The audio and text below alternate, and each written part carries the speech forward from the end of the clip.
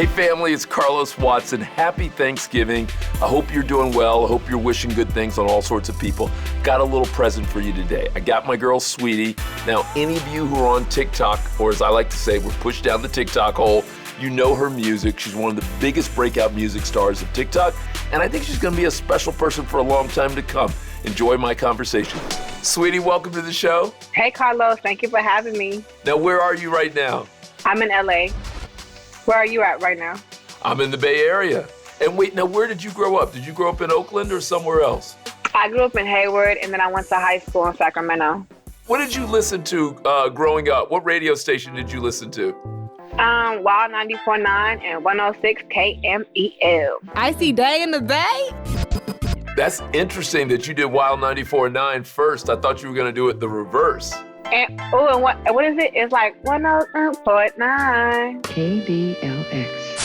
KBLX. Oh, KBL, yes. So your Uncle Stan is my friend Hammer. You can't touch this. Can't touch this. Really? He is. So you have to text him. I didn't text him when I was coming to see you, but I've known him for a long time, and I actually. Part of why I was so excited to see you is I remember him telling me about you way back in the day. So. Oh, wow. Full circle.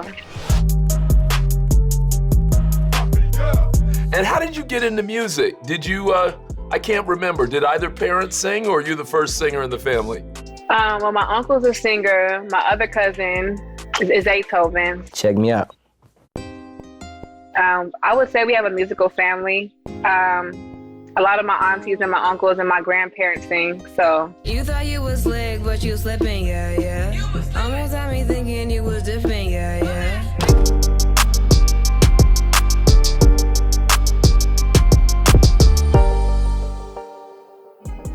And now, did you develop your own style or did you borrow it a little bit from them and other people?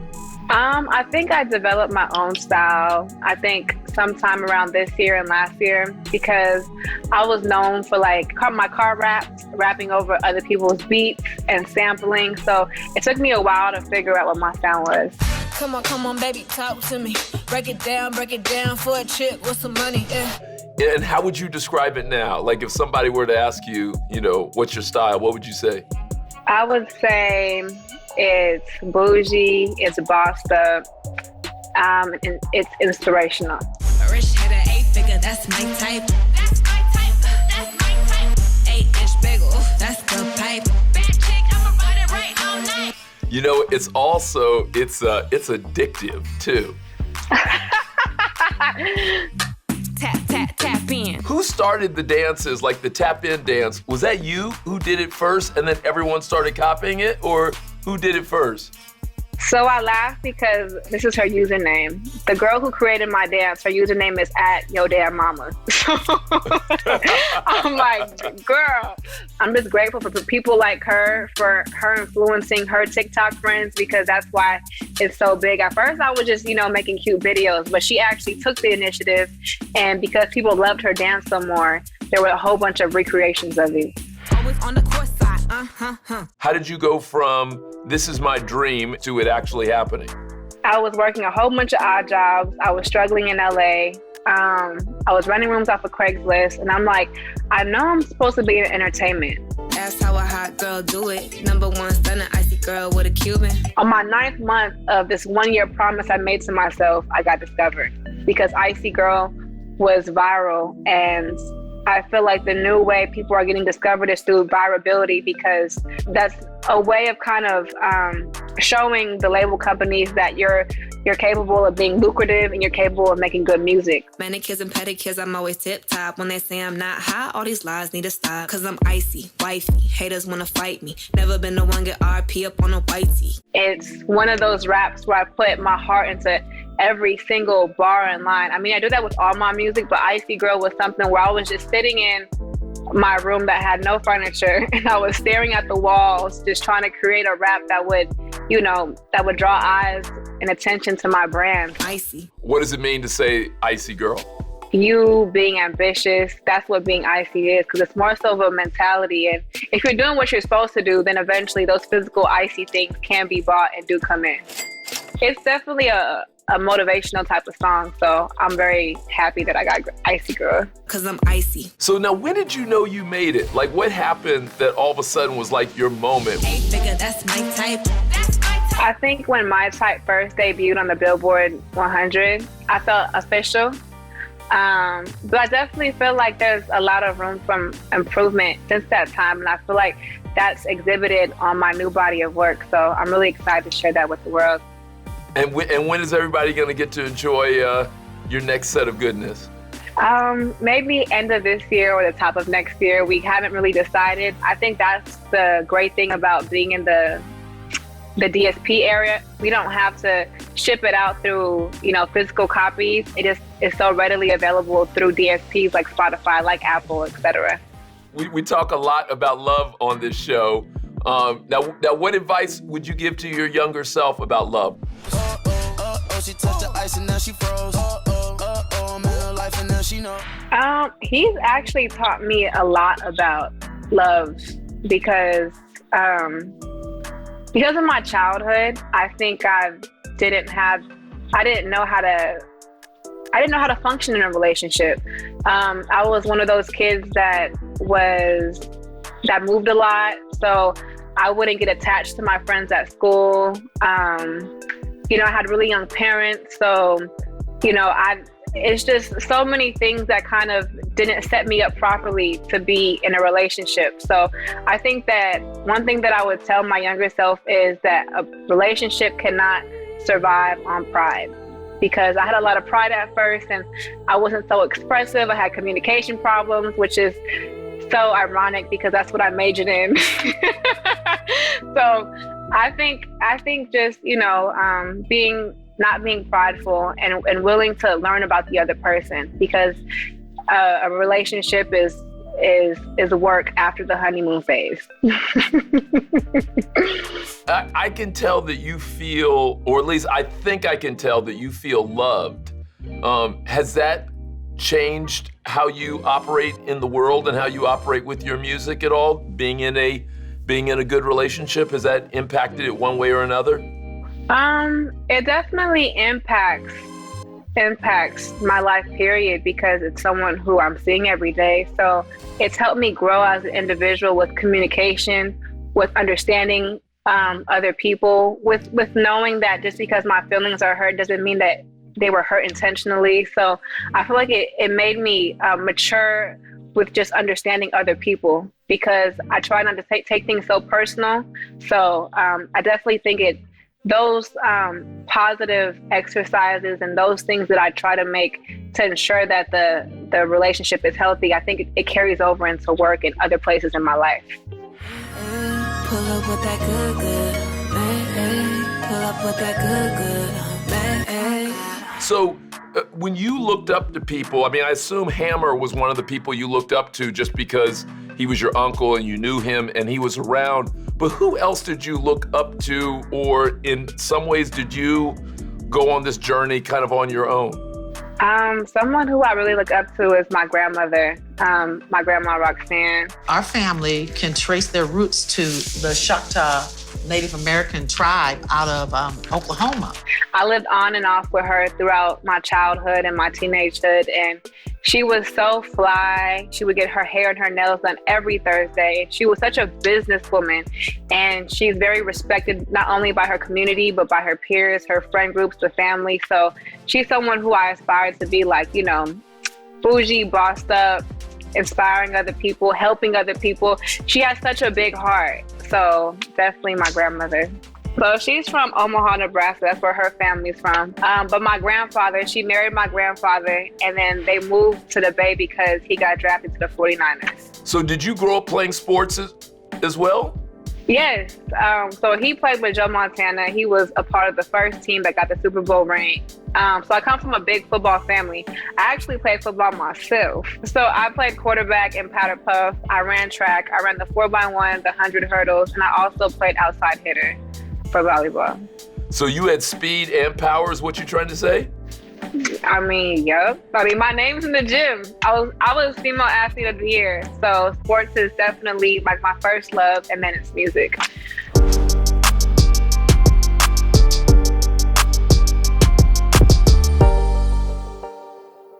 Now, have you had a lot of love from the Filipino community since you broke out?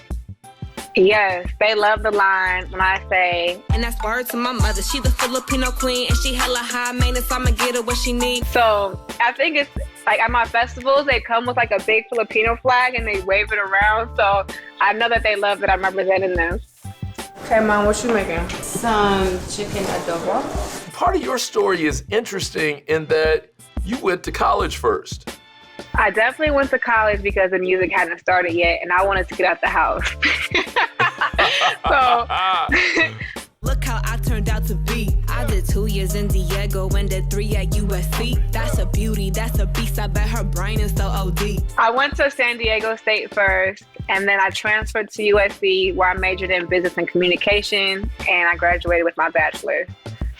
I definitely feel like college taught me a lot of invaluable skills that I wouldn't have learned in corporate America or the streets. So I'm really grateful for the things that it taught me. And one thing that I really loved about USC is when you go there, and especially when school is in session, you can feel the ambition and it like in the air and the energy from your peers. Like everyone is really determined to succeed in life. So I'm grateful that I was put in an uncomfortable place that forced me to become comfortable with who was around me.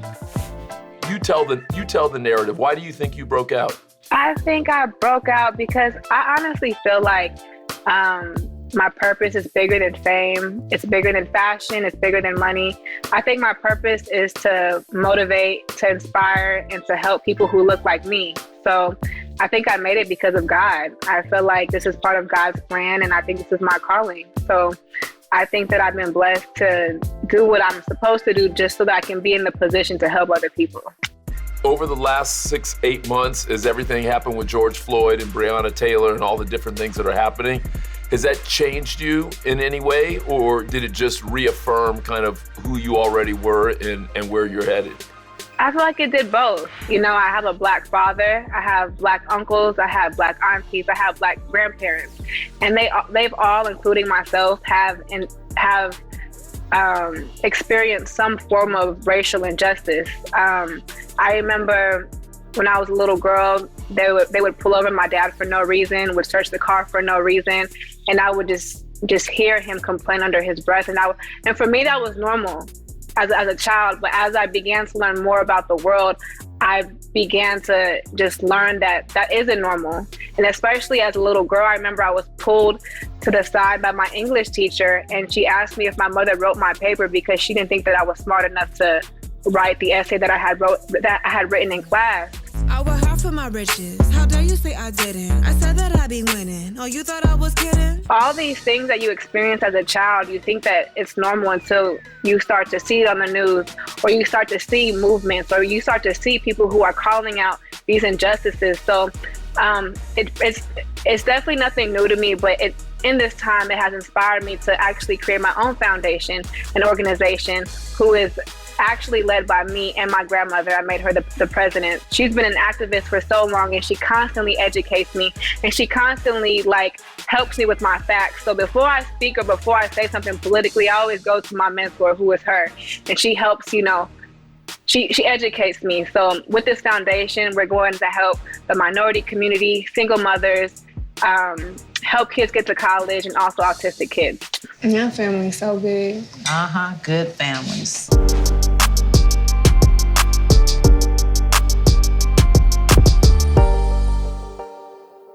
And have you gotten to know some of the folks like Cardi B or Megan or others who are also young women in the game, making a difference, but also seem to be broad-minded? I'm a part of Rock the Vote, and an interesting fact or statistic that I didn't know was that we make up 40% of the voting population. So because there's people like Cardi, people like Megan, who are going out there and tapping into their fan base, hopefully I'm doing the same with my fan base by educating to let them know that their voice and their opinion does matter.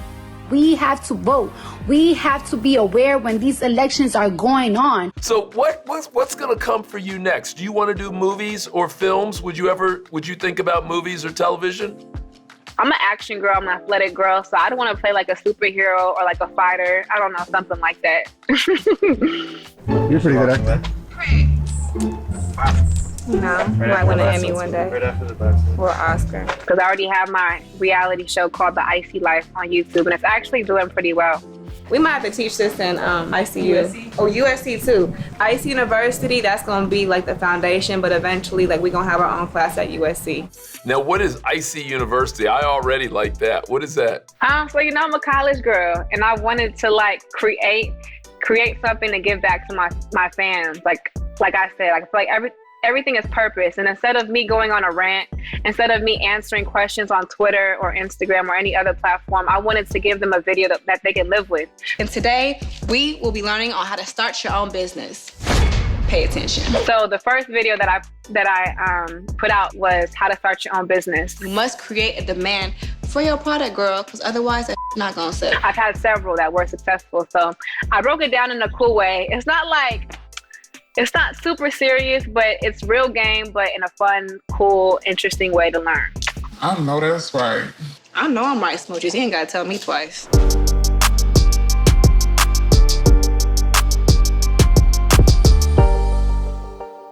So what will be the next thing that happens? Like in the way that you said, seeing your name on the Billboard 100, you knew you had made it. What's the next thing that could happen that for you would be like, that's a whole different level? A #1 album, nominations at important shows like the Grammys, performing there, just having more visibility around the world, not just America. Because I feel like the special thing about my brand is that it goes around the world. Like even with Icy Girl, I had fan bases already reaching outside of America. So that was a great signal to me that I have the ability to be a global artist.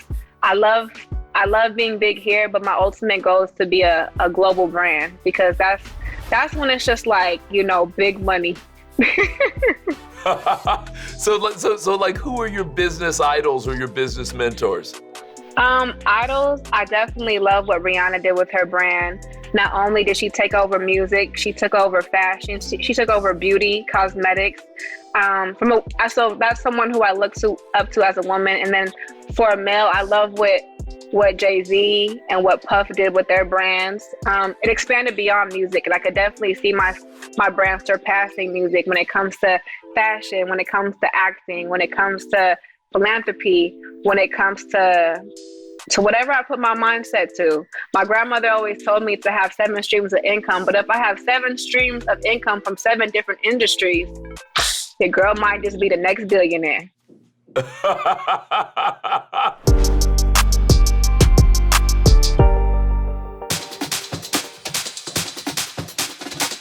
All right, sweetie, I want to do something I call rapid fire, and I want to hit you with a few things, and I want to hear the first thing that comes to your mind. I'm ready. What's your favorite TV show? Fresh Prince. Where would you love to visit in the world that you haven't gone yet? The Maldives. Oh, that's really I've never had anyone give me that. Why'd you say the Maldives? I'm an island girl, and I love clear white water. Not even blue water, white water. And I heard they got the most fresh, clear white water, and I want to experience that. What's your favorite book? The Coldest Winter Ever. If you had not succeeded in music, what would you be doing right now? I'd be a politician or a beautician. Cause I'm icy. If you could have lunch with Beyonce, Oprah, or Michelle Obama, who would you choose? The First Lady. Interesting. Okay, who's number 2? Who's number 3? Of course, Queen Bee. Thank you. And then Oprah. I didn't prepare a speech. I've had dinner with all of them. I feel like they all have a story.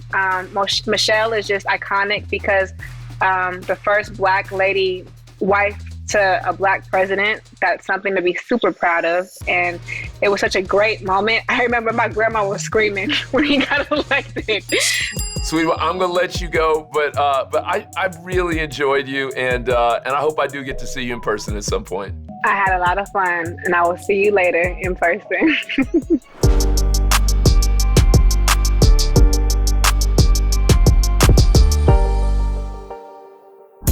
Hey, I hope you enjoyed that show. Always want to bring you something good and special. If you're enjoying guests like Saweetie, guess what? I've got even more. Subscribe, tell a friend, and try our podcast. We got magic everywhere. Happy Thanksgiving from the Carlos Watson Show family to you and yours.